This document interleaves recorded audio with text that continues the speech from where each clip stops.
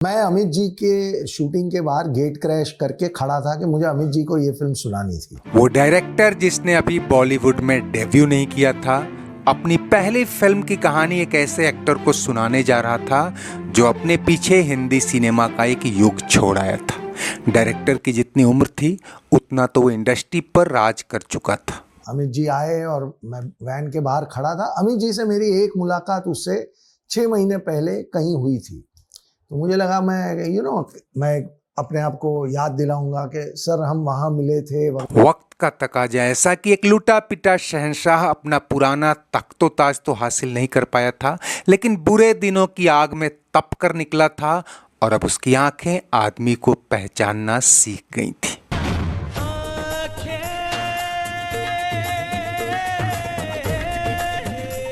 बड़े पर्दे का सिकंदर अब छोटे पर्दे का खिलाड़ी बन चुका था। बदलते वक्त की बिसात पर कब कौन सा दांव खेलना है उसे पता था। वो फूंक फूंक कर कदम रख रहा था। मैंने उन्हें कहा कि सर मैं आपको एक फिल्म सुनाना चाहता हूँ। तो उन्होंने कहा कैसे सुनाओगे, कितना वक्त चाहिए? तो मैं कहा 15 मिनट में सुना सकता हूँ। अमिताभ बच्चन ने 1 साल पहले यश चोपड़ा की मोहब्बतें से बाउंस बैक किया था, लेकिन अब उनके पास ऐसे बुढ़ाते किरदारों के ही ऑफर आ रहे थे। इनमें पैसा तो खूब था, पर वो शान नदारत थी जिसमें वो अतीत का अक्स देख सकें। अमिताभ ने युवा डायरेक्टर विपुल शाह को 15 मिनट का समय दिया कहानी सुनाने के लिए। बिना पूरी स्क्रिप्ट देखे सिर्फ 10 मिनट में मुहजबानी कहानी सुनकर हाँ कर दी। फिल्म में उनका किरदार पूरी तरह नेगेटिव रुझान लिए हुए था, जिसे विलेन कहने का साहस कम से कम उस नए डायरेक्टर में तो नहीं था। और शायद अमिताभ के मन में तब यही चल रहा था कि गुरुकुल का गुरु और हीरो का बाप दादा बनने से तो अच्छा है कि नेगेटिव किरदार में ही पुराने तेवर दिखाए जाएं। अमिताभ ने विपुल शाह को पूरी स्क्रिप्ट लाने के लिए 3 दिन का वक्त दिया और अब उनकी आंखों के सामने 30 साल पुराना परवाना फिल्म का कुमार सेन नाचने लगा, जो प्यार और ईर्ष्या के बीच जुनूनी कातिल बन जाता है। वैसे तो उस दौर में अमिताभ ने कई ऐसे किरदार निभाए थे जो नेगेटिव टोन लिए हुए थे, लेकिन सही मायनों में परवाना का कुमार सेन ही विलेन की हद तक नेगेटिव था। लेकिन विपुल शाह ने जो कहानी सुनाई थी वो कैरेक्टर में ना सही पर प्लॉट यानी बैंक रॉबरी के इर्द गिर्द कहानी घूमने के लिहाज से फिल्म गहरी चाल के रतन से कहीं ज्यादा मेल खाता था। यहाँ एक बैंक मैनेजर के जरिए अपने ही बैंक में डाका डलवाने की बात थी और गहरी चाल में भी बैंक कर्मी रतन मजबूरी या ब्लैकमेलिंग में ही सही पर अपने ही बैंक में डाका डलवाता है। हमने 3 दिन में लिटरली वो पूरा स्क्रिप्ट लिखा, आए अमित जी को सुनाया, रात भर चला नरेशन। उन्होंने कहा कि Vipul you can announce that I am doing this film. Amitabh के कहते कि आप घोषणा कर सकते हैं कि मैं ये फिल्म करने जा रहा हूं। विपुल शाह जलसा से बाहर निकले और अपने साथी स्क्रिप्ट राइटर आतिश संग सड़क पर नाचने लगे। इधर अमिताभ के जहन में कभी गहरी चाल का रतन तैर रहा था तो कभी ये नया किरदार विजय सिंह राजपूत। हालांकि दोनों ही किरदारों में थीमेटिक समानताएं तो थीं। दोनों की जिंदगी एक बैंक के इर्द गिर्द घूमती है, दोनों उसमें काम करते हैं या कर चुके हैं, दोनों उस बैंक की लूट में शामिल हैं।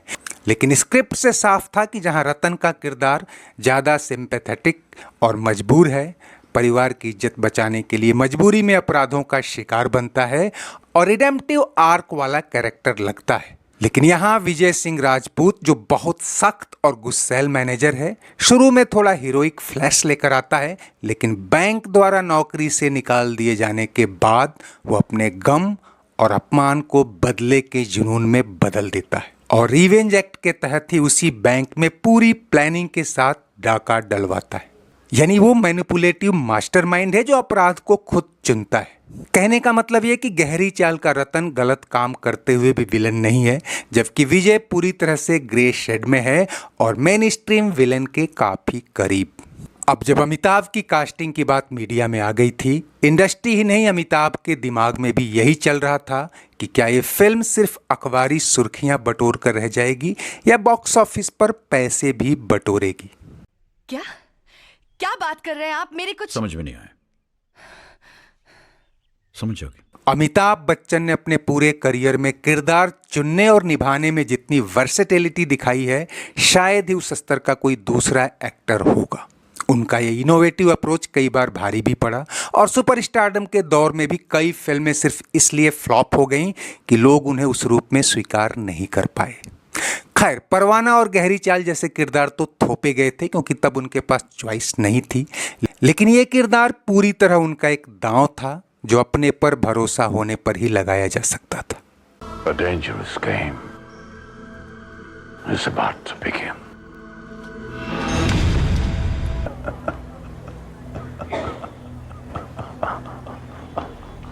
दोस्तों, फिल्म पूरा होने से पहले ही कभी खुशी कभी गम भी आ गई थी और नई पीढ़ी जिसने अमिताभ का सुपरस्टारडम नहीं देखा था, उसे तो वो इस रूप में भी अच्छे लगे, लेकिन उतने ही अच्छे जितने जेन एक्स को कभी अमिताभ की फिल्मों में पुराने दिग्गज नजर आते थे।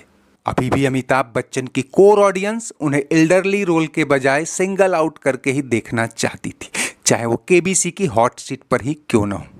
ऐसे में ये फिल्म जो थी तो मल्टी स्टारर और उस दौर के कई नए नवेले सितारों के साथ आई थी।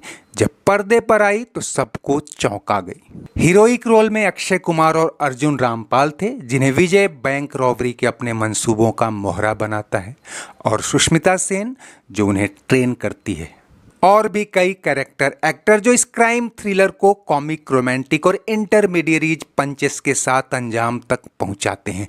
लेकिन सिजोफ्रेनिक विजय राजपूत के रोल में आए अमिताभ बच्चन की एक्टिंग एक नए लेवल को छूती थी और कई बार दर्शकों की सिंपैथी हीरोइक साइड से पाला बदल कर उनकी तरफ आ जाती है, पता ही नहीं चलता। विपुल शाह ने अपनी पहली हिंदी फिल्म को जिस ढंग से ट्रीट किया वो काबिले तारीफ था, और शायद अमिताभ ने बीते अनुभवों से यही सीखा था कि नए जमाने में पुराने दिन वापस लाने हैं तो नए ट्रेंड और नई तकनीक से लवरेज युवा डायरेक्टर्स का ही रुख करना होगा। 5 अप्रैल 2002 को रिलीज हुई फिल्म पर्दे पर आते ही छा गई।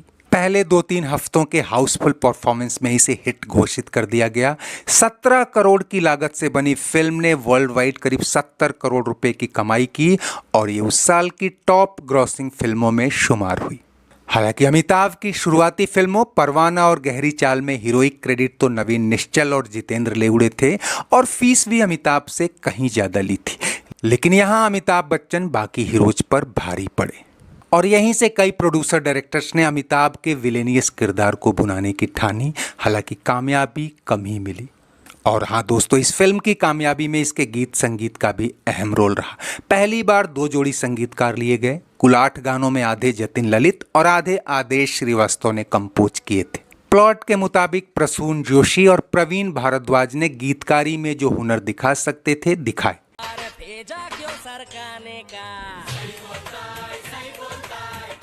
बेताबिया है, छाई है मदहोशियां।